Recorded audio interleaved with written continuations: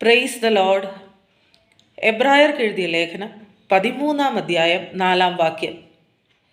വിവാഹം എല്ലാവർക്കും മാന്യവും കിടക്ക നിർമ്മലവുമായിരിക്കട്ടെ. വിവാഹ ജീവിതത്തിൻ്റെ വിശുദ്ധിയെക്കുറിച്ച് മനുഷ്യരാശിയോട് വേദപുസ്തകം സംസാരിക്കുന്ന വാക്കുകളാണിത്. ഇന്ന് ഈ ആശയത്തിനെതിരായി പല അരാജകത്വ ചിന്തകളും നമ്മുടെ സമൂഹത്തിൽ വ്യാപകമായി പ്രചരിക്കുന്നു. വിവാഹിതരായ മാതാപിതാക്കൾ ഇതിലേക്ക് ആകർഷിക്കപ്പെടുമ്പോൾ നമ്മളുടെ പിന്നാലെ വരുന്ന ഒരു തലമുറ വളരെ മനോവേദന അനുഭവിക്കുന്നു. ഇന്ന് അങ്ങനെ ഒരു മകളോട് സംസാരിച്ചതിൻ്റെ, ആ കുഞ്ഞിൻ്റെ വേദന കണ്ടതിൻ്റെ ഫലമായി ഞാനിത് സംസാരിക്കുന്നു.